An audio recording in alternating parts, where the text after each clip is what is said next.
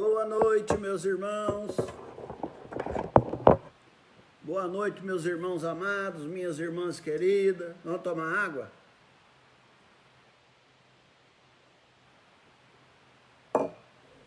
Tudo bom aí? Como é que vão as coisas? Hoje vamos ver se aquele pessoal que não entrou ontem consegue entrar hoje, né? Tá certo? Vamos ver se o pessoal que não entrou ontem consegue entrar hoje. Oi, Vânia. A gente tem orado pela sua mamãe, viu? Conversei com a Ana Esther hoje, inclusive. A Cris, a gente tem orado por ela, orado por você, orado por todo mundo, né? Firmeza, viu, irmã? Deus tem uma boa obra para você, para sua mãe, para todo mundo. Deus abençoe você.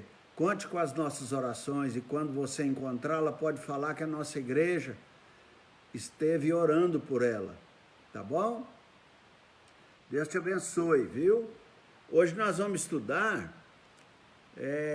Maria Lúcia Firmino. Hoje conseguiu entrar, né? Que bom. Boa noite, irmã. Que pé de banana belezeira aquele, hein? Não precisa me dar uma penca, mas pelo menos uma meia dúzia, né? Ê, saudade do Paulo. Logo, logo acabando a pandemia, eu vou lá ver aquele bigode dele. Meus amados irmãos, o ensinamento de hoje é lindo demais. Eu estou indo devagar, porque é muita coisa que tem para aprender. E eu queria que vocês depois passassem isso para as pessoas, para que as pessoas vejam o que a Bíblia diz. E hoje nós vamos estudar do verso 3 em diante, mas nós não vamos conseguir chegar no 8. Eu acho que nós vamos conseguir chegar no 6, tá bom? No 8 nós não vamos conseguir, não. Mas a nossa oração é para que Deus abençoe você, Deus abençoe sua família. Não vamos esquecer de orar pela mãe da Vânia, que está internada, e vamos orar para que... Aí, ó, ela está melhorando, a Vânia está falando, que bom. Vamos estar orando por ela, para a mãe da Vânia, e por todas as pessoas que carecem. Eu estava falando com a Ana Esther hoje, ela tem irmã que chama Neuza, que está magrinha, está precisando dos cuidados, como sempre precisa. Ela é uma crente fiel, a Neuza, e ela tem Alzheimer, então ela não lembra. Eu fui lá visitá-la com a Esther, mas ela não reconhece, sabe aquela moça bonita, aquela pessoa elegante, firme na fé, humilde, muito boa, está lá tendo os cuidados de Deus, tudo. Vamos orar por ela também. E orar por todas as pessoas que você sabe. Vamos ter um minutinho agora orando, e você ora aí, eu oro aqui, para que Deus possa abençoar todo esse povo, tá? Não esqueça de orar pelos médicos, pelos enfermeiros, pelo pessoal que trabalha na saúde, porteiro de hospital, motorista de ambulância, todo mundo, inclusive os médicos, tá bom? Vamos orar.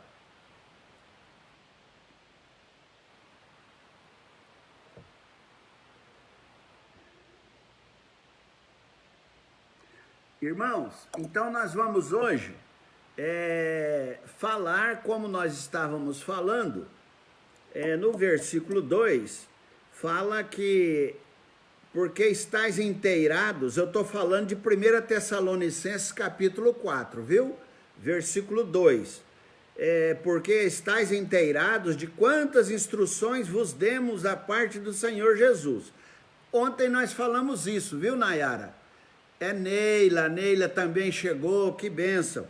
Então, nós paramos exatamente agora. O apóstolo Paulo vai falar para os Tessalonicenses, depois de nós termos entendido aquele contexto de ontem, viu, Ivanildo Teixeira? Aquele contexto de ontem, ele nos mostrou a situação para quem o apóstolo Paulo estava pregando. E agora ele fala, pois esta é a vontade de Deus, a vossa santificação, que vos abstenhais da prostituição. Por que o apóstolo Paulo está pregando isso? Vocês sabem por quê. Por exemplo, o pastor Hernandes, ele fala, ele assevera, que a nova moralidade, na verdade, não é nova, mas é a velha moralidade de Roma e da Grécia. Está vendo essa moralidade hoje que nós vivemos?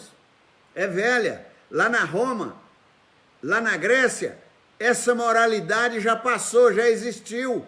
O apóstolo Paulo pregava era contra isso. O apóstolo Paulo exatamente estava pregando contra isso. E tem alguns que gostam, outros não gostam, mas o pastor Caio Fábio, ele fala que hoje nós vivemos, eu vou usar essa expressão entre aspas, irmãos, me perdoem se alguém ficar ofendido, mas ele fala que hoje a sociedade vive cultuando as nádegas. Hoje a sociedade vive cultuando o corpo. Hoje a sociedade vive cultuando a prótese de silicone.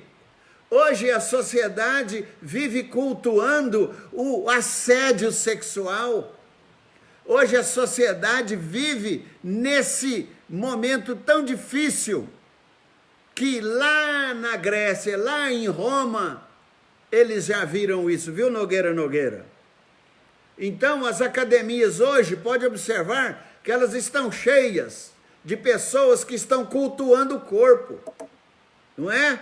Está cheia de pessoas que vivem uma realidade que, na verdade, é uma idolatria ao corpo, idolatrando o próprio corpo. Olha os músculos assim, ó, fala, nossa, eu sou demais, eu sou lindo demais. Nós não estamos aqui contra a pessoa se sentir bonita, nós não estamos contra a academia, nós não estamos contra nada saudável, nós estamos contra as pessoas que valorizam muito mais a sua escultura do que o seu conteúdo, entendeu? Então hoje a idolatria ao corpo sexy, nós podemos ver que o século hoje, o sexo hoje ficou barato, hoje o sexo é uma coisa trivial. Hoje o sexo você acha em qualquer esquina. Hoje o sexo você acha, infelizmente, em qualquer festa que você vai. Hoje o sexo, infelizmente, você vê ele sendo oferecido às vezes nas próprias igrejas. Hoje o sexo ele está banalizado. Hoje o sexo, as pessoas abrem o celular, vem os vários convites. Boa noite, Noemi Andrade. Então, hoje nós estamos vivendo igualzinho vivia a Grécia, igualzinho vivia a Roma. Este é o século do sexo barato. A sociedade desviou-se do pudor. A sociedade não tem mais pudor. Desviou-se do respeito. A sociedade desviou-se da vergonha. A sociedade hoje está despudorizada, desviou-se do respeito. O nudismo é arte, a pornografia é o ganha-pão, o adultério é estimulado, o homossexualismo aplaudido, a fidelidade conjugal hoje é vergonha, se você falar que é fiel ao seu cônjuge. Nós estamos vivendo esses dias, meus irmãos. Nós estamos vivendo esse momento, e é por isso que o apóstolo Paulo está falando, pois esta é a vontade de Deus, a vossa santificação, que abstenhais da prostituição. Meus irmãos, são corajosos aqueles que zombam da moral cristã. Você sabe que é, né?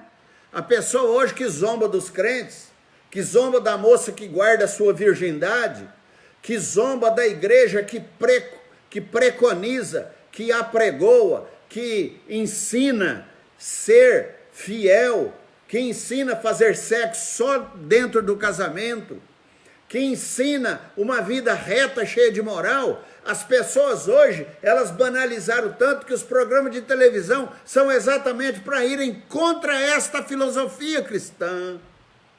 Então, hoje as pessoas que são contra essa moralidade cristã, elas são consideradas como fortes, como pessoas admiráveis. E essas pessoas é que estão fazendo a cabeça dos nossos filhos. Meus amados irmãos, relativizar todas as coisas hoje relativizam. Eu nasci no corpo de mulher, mas eu sou, na verdade, um homem. Ou então fala assim, eu nasci no corpo de homem, mas na verdade eu sou mulher. E tem uns que falam assim, não, eu sou mulher, mas eu gosto é de mulher. Eu sou homem, mas eu gosto é de homem. Eu sou casado, mas eu gosto de... Posso falar? Posso. Pular a cerca. Ou, o apóstolo Paulo está falando que não pode ser assim. Dos versículos 3 ao 6, Paulo, ele está falando exatamente contra todas essas coisas. E nesses versículos, ele fala sobre a pureza da vida e a santificação do corpo.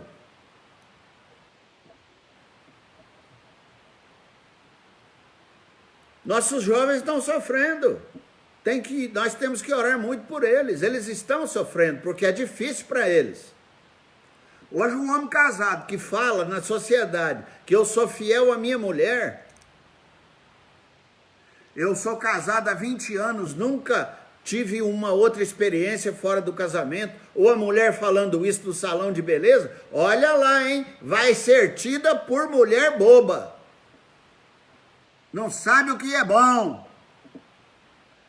Cultua a si mesmo. Então, se você olhar, o cristão deve repugnar a impureza sexual. O cristão deve repugnar a impureza sexual. A prostituição quer dizer... Sabe o que quer dizer prostituição? Porneia. No texto original. Porneia significa pecado sexual. Relações ilícitas. Atividade sexual. Fora do casamento. Porneia é pornografia. É prostituição. É isso que o apóstolo Paulo está usando aqui, viu? Ele está usando porneia. Tá bom, meus irmãos? Tem um estudioso aí que chama Howard. Ele afirma que por porneia refere-se todas as relações sexuais fora do casamento. Ele fala, esse Marshall, é o Howard Marshall, ele fala que pornografia é tudo que for feito fora do casamento. Então, moça, se você não casou, não pode fazer sexo.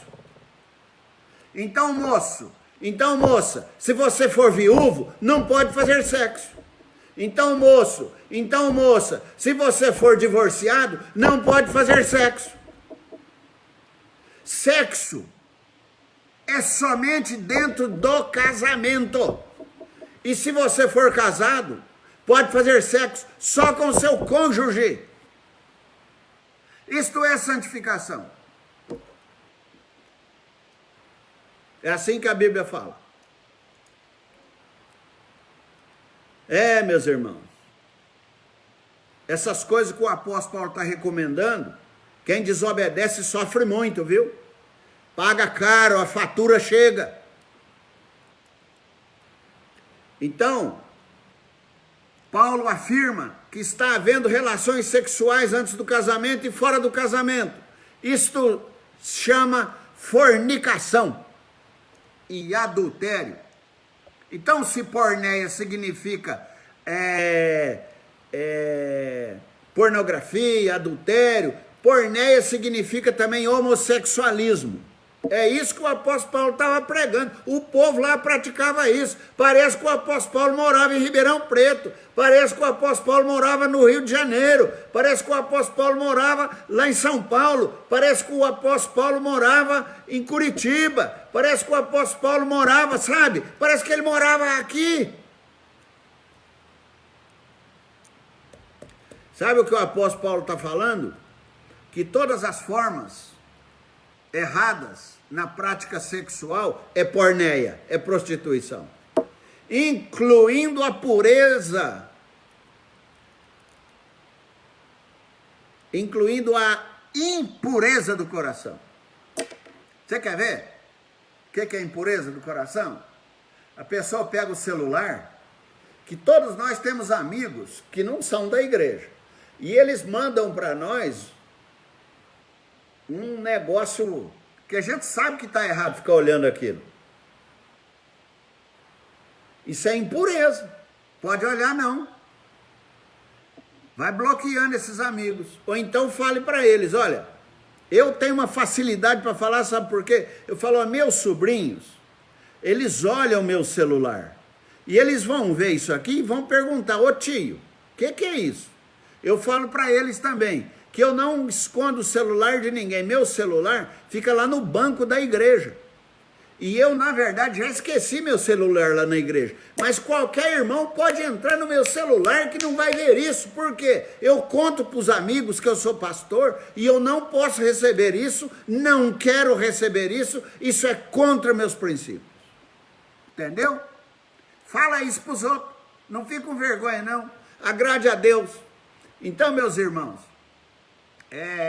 eu queria mostrar para vocês que esse indivíduo que chama, agora é um terceiro, ele chama Warren Wiersbe. Ele diz que a instrução de Deus não tem objetivo de privar o homem do sexo, entendeu? A instrução de Deus não é para tirar o homem do sexo, mas a instrução de Deus é proteger o homem da porneia.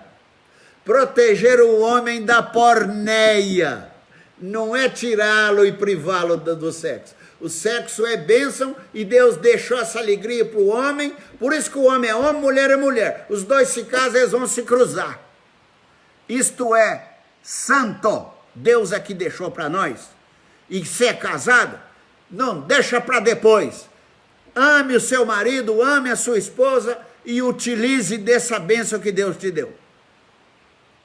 Agora aqui nós vemos também, no versículo 3, no final, que ele fala assim, ó, pois esta é a vontade de Deus, a vossa santificação, e que vos abstenhais. Abster é apechomai. Apechomai é total abstinência do mal. Total abstinência do mal, ele está falando. E ele está dizendo então, ó, a vossa santificação, que vocês tenham a total abstinência do mal. Total abstinência. Onde as atitudes são más, é necessário que o cristão se abstenha de todas as coisas que ali existem, inclusive a imoralidade sexual. O cristão é aquele que sabe controlar o seu próprio corpo. O cristão é aquele que sabe controlar o seu próprio corpo. Eu vou terminando falando sobre o controle do corpo. Significa duas coisas. O corpo significa o corpo nosso, que é a carne, e significa um vaso também. Então você pode ler, chama iskios, é o nome no grego original, que significa exatamente corpo ou vaso. Então, na Bíblia, a Bíblia sempre fala que a mulher é o vaso, tá certo? Fala que é o vaso mais frágil, a Bíblia fala tudo isso. Então o corpo humano, ele pode ser considerado um barro, né? Nós não fomos feitos de barro? Eu vou usar entre aspas, pode ser uma cerâmica de barro, viu? Oi, Nayara, é uma cerâmica de barro, o corpo nosso é. E quando a gente usa essa expressão como cerâmica de barro, o nosso corpo foi feito uma vasilha frágil, uma vasilha que quebra à toa. Então, quando a Bíblia fala que a esposa é o vaso mais frágil, nós estamos vendo que a Bíblia está falando que nós somos esse corpo, é um vaso. O que você põe dentro do vaso?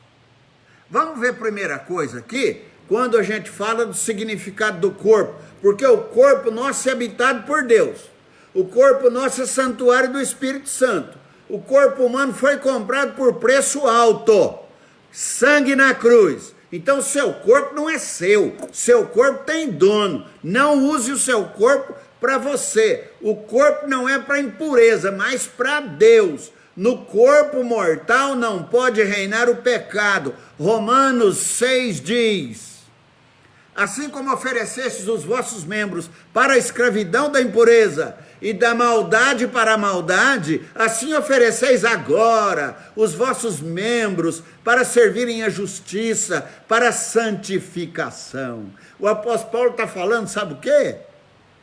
Aquele povo grego, aquele povo romano, que estava vivendo isso que eu estou descrevendo, ele está falando, vocês não usavam o corpo para fazer aquilo? Agora usa o corpo para Deus.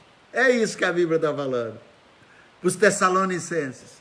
Amados irmãos, o corpo do homem é para Deus, não para a imoralidade. É para ser honrado e não vendido. Segundo significado, é o vaso. E aí nós já estamos terminando.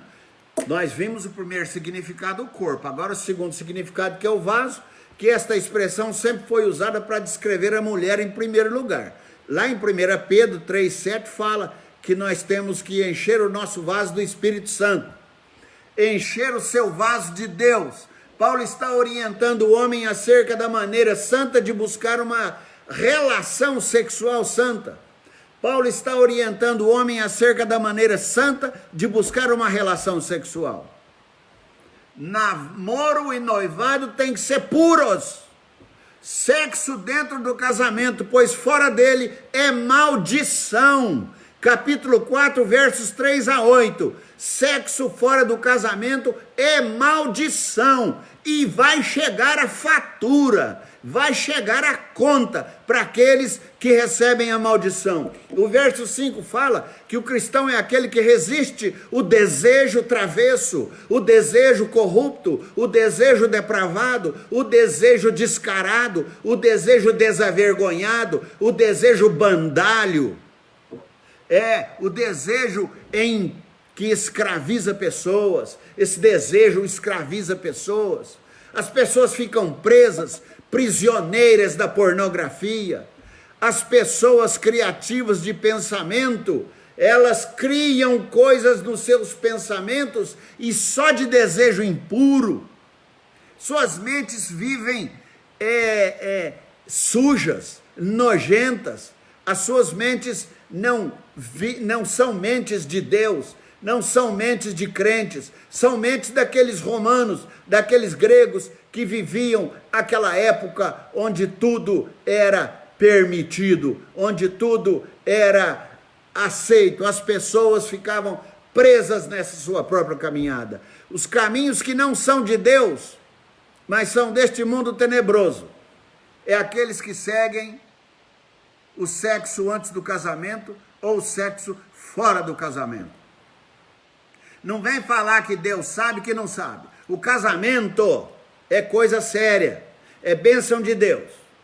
Não fique entregando ao demônio o que está tão claro, que a Bíblia fala no versículo 2. Eu dei as instruções para vocês. Agora sigam as instruções. Não adianta ser crente só de nome. Então muitas dessas pessoas conhecem os mandamentos de Deus, mas mesmo assim, conscientemente, desobedecem os ensinamentos. Muitas dessas pessoas conhecem os mandamentos de Deus. Fazer sexo antes do casamento como prova de amor é pecado. Perder a virgindade antes do casamento não é tabu retrógrado, não. Antes, porém, é obediência aos ensinamentos de Deus. O mundo inteiro pode estar contra você e contra a sua santificação, mas Deus está a seu favor. Não abra mão disso. Se você é divorciado, se você é viúvo, não abra mão disso. Se consagre a Deus. Vale a pena. A Bíblia fala que é pecado fora do casamento. E o apóstolo Paulo, ele está falando que a infidelidade conjugal não é prática normal, mas é o modus vivendi do inferno. É isso mesmo. A infidelidade conjugal é como se o seu leito estivesse no inferno e o diabo aplaudindo. Meus irmãos, eu termino aqui. Amanhã nós vamos falar do verso 6. É muita coisa mesmo. Por que eu estou falando dessa forma, irmãos? Porque tem gente que fala, o pastor que fala muito sobre infidelidade, o pastor que fala muito sobre isso, é porque ele está com problema, né? Não estou com problema. Eu estou lendo para vocês o que 1 Tessalonicenses, capítulo 4, está falando. O apóstolo Paulo está falando que os gregos e os romanos viviam essa realidade, tá certo? Que Deus te abençoe. Hoje foi o primeiro dia de aniversário da nossa igreja. Por favor, manifeste-se no Face, manifeste-se nas redes sociais, que nós estamos no mês de aniversário da nossa igreja. Hoje foi o primeiro dia. Hoje foi o pastor Wagner que falou. Amanhã será o pastor Marcelo, lá de Birigui. Nós vamos ter outros pastores, inclusive pastor Arival, pastor Hernandes, e nós já mandamos também um pedido para o pastor Jeremias, eu não sei se ele vai mandar, mas eu já fiz o pedido, mas o Hernandes e o Arival, é certeza, fora os outros pastores do Rio de Janeiro e de outros lugares da pátria que também vão mandar. Deus abençoe você, Deus abençoe a mim, eu já fiz o vídeo da poda da figueira, ótimo, manda para mim, viu, Celso? Então, Deus te abençoe, até amanhã às 18h30. Amanhã, preste atenção, que tem mais mensagem para o segundo dia de aniversário da nossa igreja. Um beijo, de longe. Um sorriso, de longe. Um abraço, de longe. Amém.